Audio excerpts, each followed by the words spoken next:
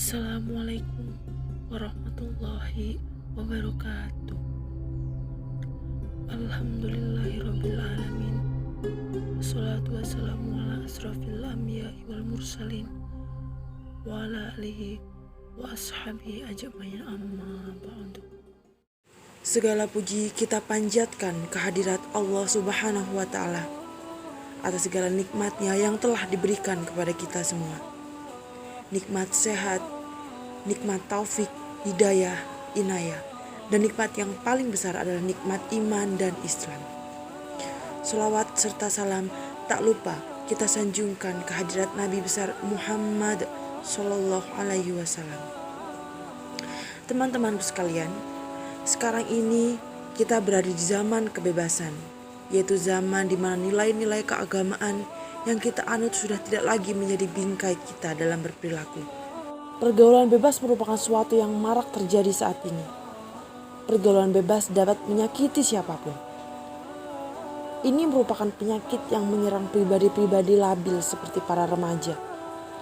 Mereka mencoba apapun tanpa memedulikan batasnya sudah ditetapkan oleh agama, lingkungan, sosial, dan hukum. Pergaulan bebas sendiri diartikan sebagai suatu pergaulan yang tidak memiliki batasan, mengabaikan norma-norma agama maupun masyarakat. Karena itu, pergaulan bebas cenderung mengarah pada hal-hal yang negatif seperti seks bebas, pemakaian narkoba, dan yang lainnya. Teman-temanku sekalian, kita merupakan generasi penerus bangsa, telah dibutakan dengan budaya-budaya yang bebas. Mereka bergaul tanpa adanya batasan, tidak lagi mengenal mana yang benar dan mana yang salah. Oleh karena itu, banyak sekali teman-teman kita yang berseragam ataupun yang masih anak-anak yang sudah kehilangan kehormatannya. Hal ini dikarenakan kurangnya ilmu agama yang diajarkan lingkungan, keluarga, sekolah maupun masyarakat sekitarnya. Lemahnya iman dan kurangnya pemahaman agama yang kuat bagi remaja juga dapat menjadi salah satu penyebab terjadinya pergaulan bebas. Sesungguhnya, Islam telah mengatur etika pergaulan bagi remaja. Perilaku tersebut merupakan batasan-batasan yang dilandasi nilai-nilai agama. Oleh karena itu teman-teman, sudah seharusnya para remaja memperhatikan dan melaksanakan etika-etika pergaulan dalam pandangan Islam untuk mencegah terjadinya sesuatu yang dilarang Allah Subhanahu wa ta'ala. Perilaku yang menjadi batasan dalam pergaulan bebas adalah yang pertama, menutup aurat teman-teman. Islam telah mewajibkan laki-laki dan perempuan untuk menutup aurat demi menjaga kebersihan diri dan kehormatan hati. Aurat merupakan anggota tubuh yang harus ditutupi dan tidak boleh diperlihatkan kepada orang yang bukan mahramnya. Di samping menutup aurat, pakaian yang dikenakan juga tidak boleh ketat sehingga memperhatikan lekuk anggota tubuh dan juga tidak boleh tipis ataupun transparan. Yang kedua adalah menjauhi perbuatan zina. Pergaulan antara laki-laki dengan perempuan diperbolehkan selama masih ada batas dan tidak membuka peluang terjadinya perbuatan dosa. Islam adalah agama yang menjaga kesucian teman-teman. Pergaulan di dalam Islam adalah pergaulan yang dilandasi oleh nilai-nilai kesucian. Dalam pergaulan dengan lawan jenis harus dijaga jarak sehingga tidak ada kesempatan terjadinya kejahatan seksual yang dapat merugikan diri pelaku, keluarga, dan masyarakat sekitar. Allah Subhanahu wa ta'ala berfirman dalam Al-Quran surat Al-Isra ayat 32 yang berbunyi, "Wala taqrabuz zina." Yang artinya, dan janganlah kamu mendekati zina. Sesungguhnya zina itu adalah suatu perbuatan yang keji dan suatu jalan yang buruk. Teman-teman, dalam rangka menjaga kesucian pergaulan remaja agar terhindar dari perbuatan zina, Islam telah membuat batasan-batasan.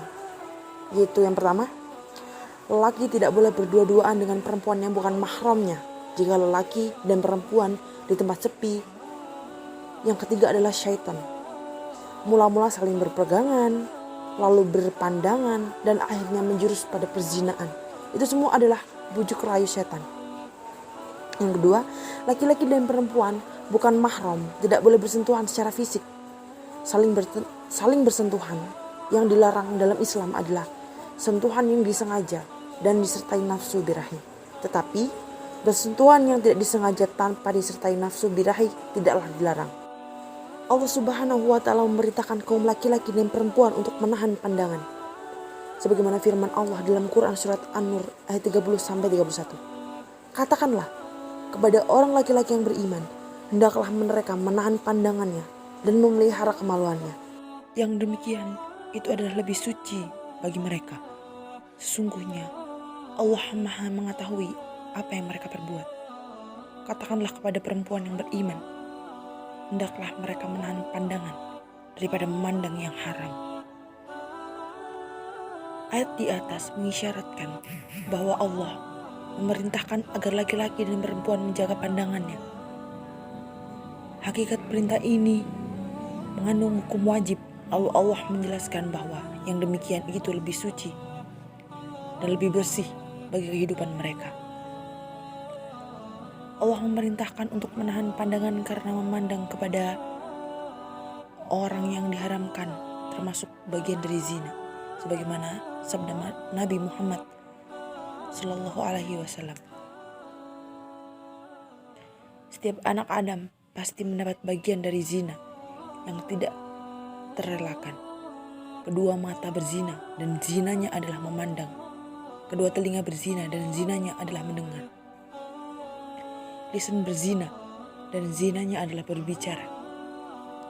Tangan berzina dan zinanya adalah memegang. Kaki berzina dan zinanya adalah berjalan, dan hati yang menarik dan berangan-angan lalu kemaluan membenarkan atau mendustakan itu. Mutafakullah Allah dan lafaz hadis dari riwayat Muslim. Demikian itu disebut zina karena laki-laki merasakan nikmatnya memandang keindahan tubuh wanita. Pandangan itu masuk ke dalam hati orang yang memandang sehingga hati orang laki-laki terpikat dan membayangkannya. Maka timbul keinginan dan berusaha untuk melampiaskan keinginan syahwat kepadanya. Oleh karena itu teman-teman, Allah melarang seorang laki-laki memandang wanita karena hal tersebut menimbulkan bahaya dan kerusakan sebagai dampak pergaulan bebas. Dan pergaulan bebas dilarang karena menyebabkan terjadinya perbuatan yang tidak terpuji, bahkan akan berakhir dengan sesuatu yang lebih buruk. Oleh karena itu teman-temanku, sebagai orang yang beragama, kita harus menjauhi perbuatan zina dan membatasi pergaulan kepada orang yang bukan mahramnya. Demikian saya akhiri, kurang lebihnya saya mohon maaf.